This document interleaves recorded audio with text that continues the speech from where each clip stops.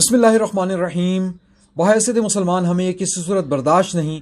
کہ کوئی ہمارے پیارے آقا نبی کریم صلی اللہ علیہ وسلم کی شان میں ذرہ برابر بھی گستاخی کرنے کی کوشش کرے، جبکہ اکتوبر 2020 کو فرانس میں ایک ہسٹری کے استاد نے کلاس روم میں گستاخانہ خاکے دکھائے اور ساتھ ہی اس پر بحث بھی کرائی۔ اس پر ایک غیرت مند مسلمان نوجوان نے اس کا سر قلم کر دیا۔ اس کے بعد فرانس ایک بار پھر اسلام دشمنی میں حدیں پار کر گیا۔ فرانس میں گستاخانہ خاکوں کو پہلے اخبارات میں شائع کیا جاتا رہا اور پھر ان خاکوں کو سرکاری عمارتوں پر دکھایا گیا، اور اس گھناؤنے کھیل میں فرانسیسی صدر میکرون بھی شامل تھا۔ چنانچہ پاکستان کے مسلمانوں کا حکومت سے مطالبہ تھا کہ فرانس کے سفیر کو احتجاجاً ملک سے نکال دیا جائے، جیسا کہ ترکی نے کیا۔ حکومت کو چاہیے تو یہ تھا کہ فوری طور پر فرانس کے سفیر کو نکال دیتے، تاکہ دنیا کو پتہ چل جاتا کہ ہم اپنے نبی کریم صلی اللہ علیہ وسلم کی شان میں ذرہ برابر بھی گستاخی بالکل برداشت نہیں کر سکتے۔ مگر اس مقصد کے لیے حکومت نے 20 اپریل 2021 تک کا وقت مانگ لیا۔ اس دوران ہمیں چاہیے تھا کہ ہم اپنے طور پر فرانس کے خلاف جو کر سکتے تھے وہ ضرور کرتے، کیونکہ اللہ کے رسول صلی اللہ علیہ وسلم کے حکم کے مفہوم کے مطابق برائی کے خلاف جس حد تک بھی جہاد کیا جا سکے کرو۔ چنانچہ ہم لوگوں کے اندر شعور بیدار کر سکتے تھے کہ ان گستاخ لوگوں کے لیے مال و دولت ہی سب کچھ ہے۔ چنانچہ ان کی تمام پروڈکٹس کا مکمل بائیکاٹ کر کے ان کو سبق دیا جا سکتا تھا، اور دنیا بھر کے مسلمانوں میں یہ تحریک چلاتے، اور اس کے ساتھ ساتھ ہمیں اللہ کے رسول صلی اللہ علیہ وسلم کی مبارک سنتوں پر عمل کر کے لوگوں کو دکھانا چاہیے تھا کہ ہمارے لیے ہمارے نبی کریم صلی اللہ علیہ وسلم بہترین نمونہ ہیں۔ مگر لوگوں کو تو بدعتوں سے فرصت نہیں مل رہی، پھر سنتوں پہ عمل تو دور کی بات ہے۔ اسی وجہ سے آج افسوس کے ساتھ جو چیزیں احتجاج کے نام پر کی جا رہی ہیں، کیا یہ اللہ کے رسول صلی اللہ علیہ وسلم کے احکامات کی گستاخی نہیں کی جا رہی؟ کیا لبیک کا نعرہ صرف ایک سیاسی نعرہ بن کر تو نہیں رہ گیا، جس میں سعد رضوی کی سیاسی زندگی کا پہلا مارکہ کامیاب کرانے کے لیے ہر جائز و ناجائز حربہ استعمال کیا جا رہا ہے، اور اس پر بہانہ یہ لیا جاتا ہے کہ جو کام نواز شریف اور عمران خان کے دھرنوں میں جائز تھے وہ ٹی ایل پی کے دھرنوں میں ناجائز کیوں ہو گئے؟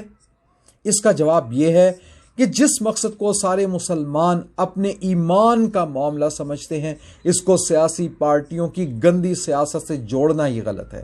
جب ہم اللہ کے رسول صلی اللہ علیہ وسلم کی ناموس کا پیغام لے کر کھڑے ہوتے ہیں تو ہمیں خود بھی اللہ کے رسول صلی اللہ علیہ وسلم کے احکامات پر عمل کرتے ہوئے نظر آنا چاہیے۔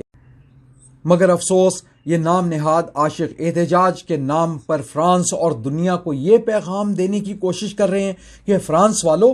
تم نے تو مذاق بنانے کی کوشش کی تھی، جبکہ یہ نام نہاد عاشق اللہ کے رسول صلی اللہ علیہ وآلہ وسلم کو مخاطب کر کے، یعنی لبیک کہہ کر اعلانیہ طور پر دنیا کو دکھا رہے ہیں، اور اللہ کے رسول صلی اللہ علیہ وسلم کی اعلانیہ نافرمانیاں کر کے دنیا کو یہ ثابت کرنے کی کوشش کر رہے ہیں کہ دیکھو ہم اپنے نبی صلی اللہ علیہ وسلم کے احکامات کا نعوذ باللہ کس طرح مذاق اڑا رہے ہیں، استغفر اللہ، اور یہ پیغام دینے کی کوشش کر رہے ہیں دیکھو تم نے تو ہمیں دکھانے کے لیے گستاخی کی تھی، جبکہ یہ لوگ اللہ کے رسول صلی اللہ علیہ وسلم کو مخاطب کر کے لبیک کہہ کے اللہ کے رسول صلی اللہ علیہ وسلم کے احکامات کی خلاف ورزی کر رہے ہیں۔ اگر میری باتوں پہ یقین نہیں آتا تو آپ خود یہ ویڈیو دیکھیں کہ یہ کس طرح اللہ کے رسول صلی اللہ علیہ وسلم کے فرمان کا مذاق بنا رہے ہیں۔ استغفر اللہ، ایک طرف تو گالیاں دی جا رہی ہیں اور ساتھ ہی لبیک یا رسول اللہ صلی اللہ علیہ وسلم کا نعرہ لگایا جا رہا ہے۔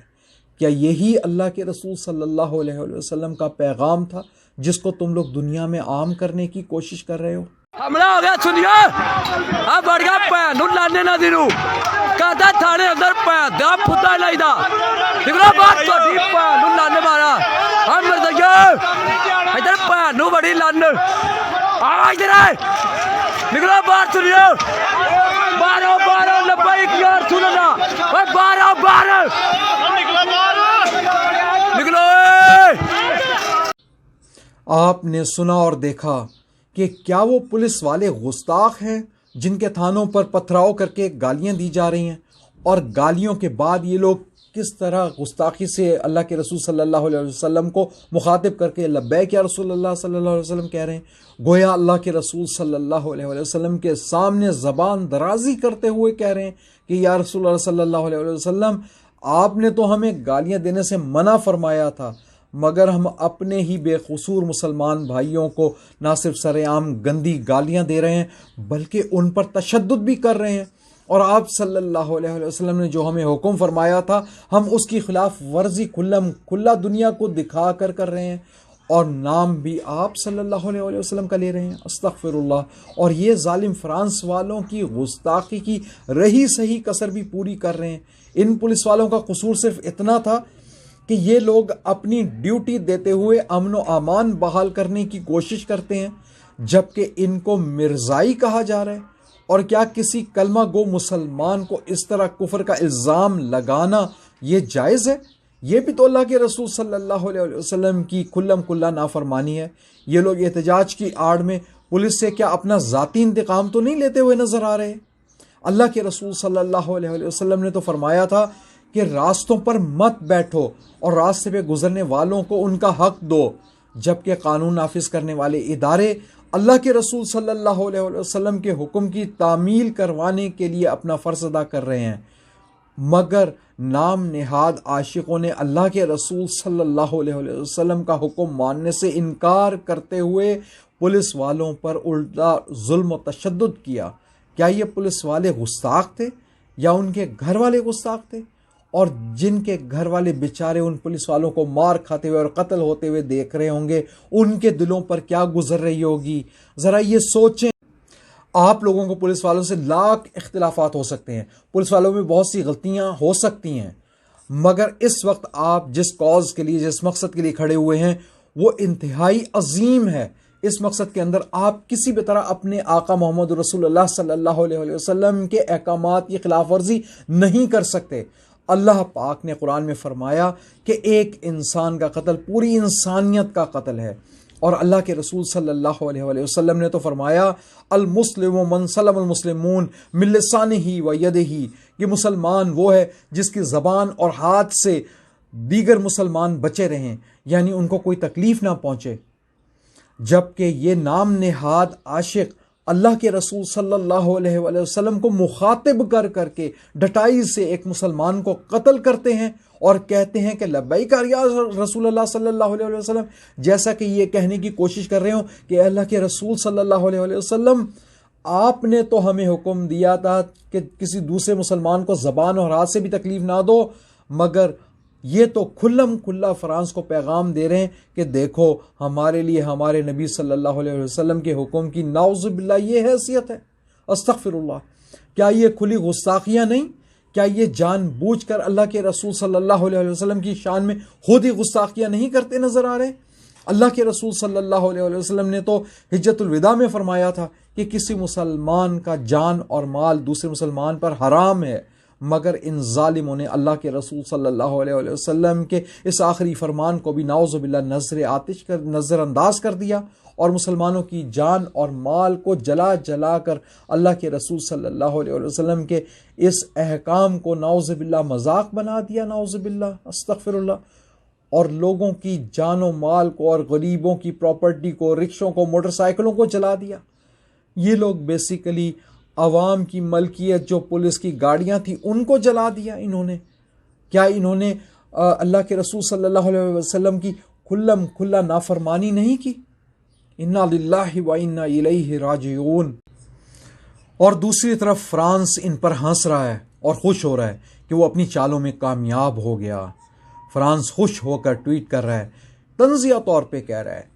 کہ فرانس نے پاکستان میں مسلمانوں کے ہاتھوں سے مسلمانوں کا قتل عام کرا دیا اور وہ اپنے مقصد میں کامیاب ہو گیا۔ اب فرانس کو ہمارے خلاف اپنی فوج استعمال کرنے کی ضرورت نہیں ہے بالکل بھی۔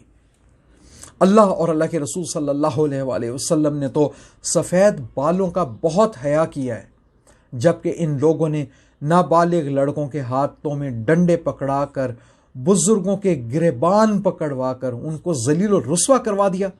چاہیے تو یہ تھا کہ ان نوجوانوں کو سنت رسول صلی اللہ علیہ وسلم پر عمل کرنا سکھاتے، مگر یہ بچے تو داڑھی والے پولیس والے کو صرف اس لیے مار رہے ہیں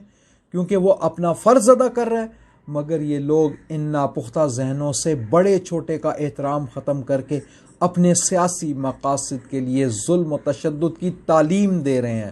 اس میں کوئی شک نہیں کہ بہت سے بیچارے مسلمان صرف اللہ کے رسول صلی اللہ علیہ وسلم کی محبت میں نکلے ہیں، مگر ان بیچاروں کی شاید تربیت نہیں کی گئی۔ اس کے قصوروار وہ لوگ ہیں جو ان کو بغیر سمجھائے میدان عمل میں دھکیل رہے ہیں۔ اگر ان کے پیچھے بیٹھے بڑوں میں اللہ کے رسول صلی اللہ علیہ وسلم کی ناموس کا ذرہ برابر بھی پاس ہوتا تو وہ اپنے ہی مسلمان بھائیوں کو قتل کرانے کی ان کی تربیت نہ کرتے، نہ ہی ان کے املاک کو نقصان پہنچانے کا حکم دیتے۔ وہ تو ان کو میدان عمل میں لانے سے پہلے اس دوران ان کی تربیت کر سکتے تھے، ان کو سمجھا سکتے تھے کہ اس بار ہم نے جب احتجاج کرنا ہے تو ہم نے اپنے مسلمان بھائیوں کی جان اور مال کی حفاظت کرنی ہے، اور اگر ہم کسی کو ایسا کرتے دیکھیں تو ہم خود اس کو روکتے۔ یہ تربیت کرنی چاہیے تھی ان لوگوں کو اس احتجاج سے پہلے، اور احتجاج کو کامیابی کے ساتھ ہم دنیا کو دکھاتے کہ دیکھو ہم تو اپنے پیارے نبی صلی اللہ علیہ وسلم کے اسوہ حسنہ پر چلتے ہوئے احتجاج کر رہے ہیں اور لوگوں کو دکھا رہے ہیں کہ ہمیں اپنے رسول صلی اللہ علیہ وسلم کے اسوہ حسنہ کی اتنی ہمیں محبت ہے کہ ہم احتجاج کے دوران بھی اس کو چھوڑنے پر تیار نہیں ہیں، کیونکہ ہمارے اللہ نے ہمیں یہی پیغام دیا کہ لقد کان لکم فی رسول اللہ اسوۃ حسنہ، بے شک تمہارے لیے رسول اللہ صلی اللہ علیہ وسلم کی ہستی بہترین نمونہ ہے۔